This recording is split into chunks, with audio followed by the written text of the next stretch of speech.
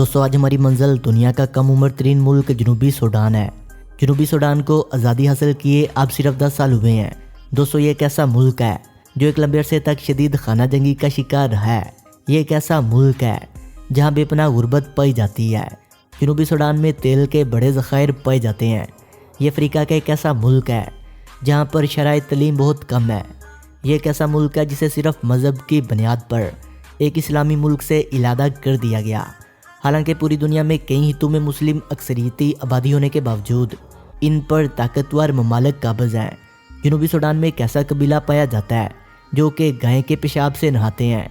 ये एक नहायत गरीब और गैर तरक्की याफ्ता मुल्क है। एक तवील अरसे तक खाना जंगी से यहाँ की इकॉनमी और करेंसी की कीमत में बहुत ज़्यादा कमी रूनुमा हुई। जनूबी सूडान की एक आम औरत ज़िंदगी में औसत 6 बच्चे पैदा करती है। यहाँ की औरतों की कुल तादाद का सिर्फ 16% पढ़ और लिख सकता है, जबकि मर्दों में शराय तलीम 28% पाई जाती है। इस मुल्क की आबादी की ज़्यादा तादाद नौजवानों पर मुश्तमिल है। यहाँ पर रहने वाले लोगों की औसत उम्र निकाली जाए तो वो 17 साल औसत शख्स बनती है। जनूबी सूडान की सरहद अफ्रीका के ममालिक central Africa Republic, Congo, Ethiopia और कीनिया से मिलती है। जनूबी सूडान ने 9 जुलाई 2011 को सूडान से आज़ादी हासिल की। यहाँ पर ज़िंदगी के दौरान शराय अमवात बहुत ज़्यादा पाई जाती हैं। इस मुल्क की आधी से ज़ायद आबादी को पीने का साफ़ पानी मैसर नहीं। दूसरे अफ्रीकी ममालिक की तरह जनूबी सूडान में भी सबसे तेज़ी से फैलने वाला मर्ज एड्स है।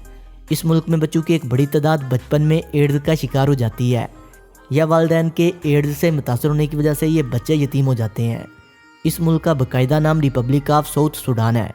जनूबी सूडान का कुल रकबा 6,44,329 मरबा किलोमीटर है और आबादी 1,30,00,000 अफराद पर मुश्तमिल है। इस मुल्क की 60% आबादी ईसाई, 35% मकामी ट्रेडिशनल मज़हब और 7% लोग इस्लाम को मज़हब के तौर पर मानते हैं। जनूबी सूडान का सबसे बड़ा शहर और दारुलकुमत जोबा है। जनूबी सूडान में 2,50,332 मरबा किलोमीटर ज़री ज़मीन है जो मुल्क के रकबे का 46% बनता है। मुल्क के बेशतर हिस्सों में ज़िंदगी गुजारना बहुत मुश्किल है। तलीम, सेहत, बिजली, पानी और ट्रांसपोर्ट जैसी सहूलियात यहाँ के शहरियों के लिए हासिल करना नामुमकिन है। मुल्क की इकानमी का ज़्यादातर इन्हिसार गैर मुल्की इमदाद पर होता है। जनूबी सूडान में अफरात ज़र की शरह दुनिया के कई ममालिक से ज़्यादा है। इस मुल्क में अफरात ज़र की शरह 300% से भी ज़ायद है। यह मुल्क अफ्रीकी यूनियन, यूनाइटेड नेशन और ईस्ट अफ्रीकन कम्यूनिटी का मेंबर मुल्क है और माशी इस्तेहकाम न होने की वजह से यह मुल्क बिजनेस के लिए इतना साजगार नहीं। मकामी लोग छोटे कारोबार जैसा कि सब्जियां उगाकर और खेती बाड़ी कर गुजर बसर करते हैं। इस मुल्क में इंग्लिश ज़ुबान को सरकारी ज़ुबान का दर्जा हासिल है, जबकि अरबी और इसके अलावा यहाँ पर 50 से ज़ायद ज़ुबानें बोली जाती हैं। मुल्क की आबादी के ज़्यादातर लोग दही इलाकों में आबाद हैं और एक बड़े तबके की रोज़ाना की आमदनी $1 से भी कम है। जनूबी सूडान में ज़्यादातर डिंका नस्ल से तल्लुक़ रखने वाले लोग आबाद हैं। जनूबी सूडान में आज़ादी के बाद पैदा होने वाले पहले बच्चे का नाम आज़ादी से मंसूब किया गया था, लेकिन यह बच्चा सिर्फ 1 साल तक ज़िंदा रह सका। इस मुल्क में जमहूरी सदारती निज़ाम राइज है। जनूबी सूडान के अहम कुदरती रिसोर्सेज में हाइड्रो पावर, ज़राअत, सोना, हीरा, पेट्रोलियम, चूने का पत्थर, कॉपर, जिंक, सिल्वर और बेशतर चीज़ें शामिल हैं। इस मुल्क में शरह पैदाइश 1000 में 36 और शरह मौत 1000 में से 19 पाई जाती है। ये मुल्क मुकम्मल तौर पर लैंड लॉक है। इस वक्त दुनिया में कुल 45 ऐसे ममालिक हैं जो मुकम्मल तौर पर लैंड लॉक हैं, जिनकी हुदूद किसी समंदर से नहीं मिलती। जनूबी सूडान लश ग्रीन जंगलात और बायोडाइवर्सिटी पर मुश्तमिल है। यहाँ पर शेर, चीते, तेंदुए, हाथी, ज़राफ़े, ज़ेब्रा और बहुत सारे नायाब जंगली जानवर पाए जाते हैं। मुल्क की आबादी के ज़्यादातर लोग दरियाए नील के किनारों के साथ आबाद हैं। आबादी के 80% लोग दही इलाकों में आबाद हैं। यहाँ घर मिट्टी और घास को मिलाकर तमीर किए जाते हैं। इलादगी से पहले ये हिस्सा ज़्यादातर दही इलाकों पर मुश्तमिल था, लेकिन अब ज़्यादातर लोग शहरी इलाकों की तरफ मुंतकिल हो रहे हैं। इस मुल्क में औसत इंसानी उम्र 45 साल है। जनूबी सूडान की जंग आज़ादी में तकरीबन 1 मिलियन से ज़ायद लोग मारे गए। 2011 के बाद जनूबी सूडान से जो लोग हिजरत करके चले गए थे वो भी हिस्से में वापस आ गए। सूडान का लफ्ज़ अरबी ज़ुबान से निकला है जिसके मानी है काले लोगों की सरजमीन। जनूबी सूडान के झंडे में सुर्ख, नीले, काले और सब्ज रंग की पट्टियाँ अयां की गई हैं, जिनको 2 सफ़ेद लाइनों के ज़रिए अलहदा किया गया है। इस मुल्क का शुमार दुनिया के इन 27 ममालिक में होता है जहाँ पर किसी किस्म की कोई यूनेस्को वर्ल्ड हेरिटेज साइट्स मौजूद नहीं। इस मुल्क का शुमार दुनिया के इन ममालिक में होता है जहाँ पर एयर पॉपुलेशन बहुत ज़्यादा है। एक सर्वे के मुताबिक दुनिया में 90 नंबर पर एयरवे पॉपुलेशन की वजह से जनूबी सूडान में अमवात होती हैं। اس ملک کا شمار دنیا کے خطرناک ترین ممالک میں ہوتا ہے۔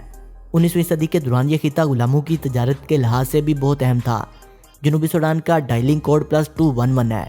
اس ملک میں گاڑی دائیں ہاتھ پر چلائی جاتی ہے۔ یہاں کی انٹرنیٹ ڈومین SS ہے۔ جنوبی سوڈان کا منڈاری قبیلہ انتہائی عجیب و غریب لوگوں سے بھرا پڑا ہے۔ ان کا کھانا پینا ان کے پالتو جانور ہی ہوتے ہیں۔ گائے ان کے لیے ایک مقدس جانور ہے۔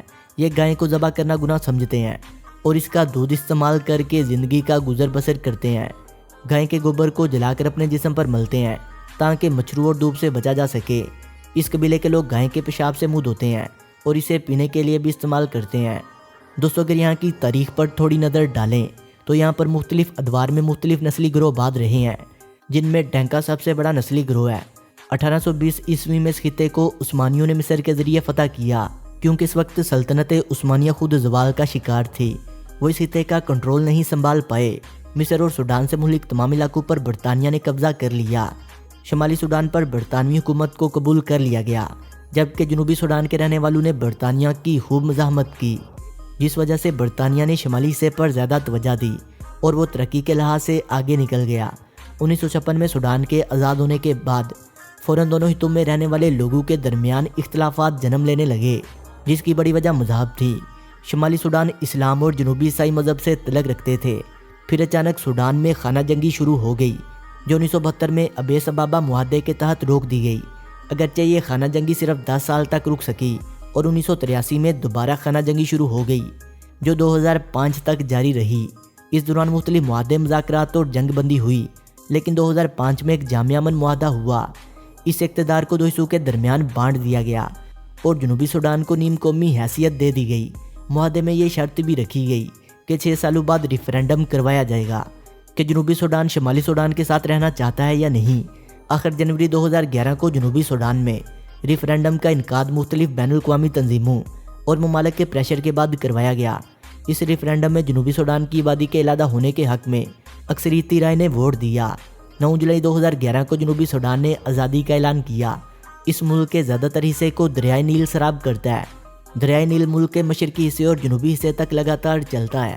جنوبی سوڈان میں یوگنڈا کی سرحد کے ساتھ پہاڑی سلسلے واقع ہیں، جہاں پر 10,000 کی بلندی سے اوپر متعدد چوٹیاں موجود ہیں۔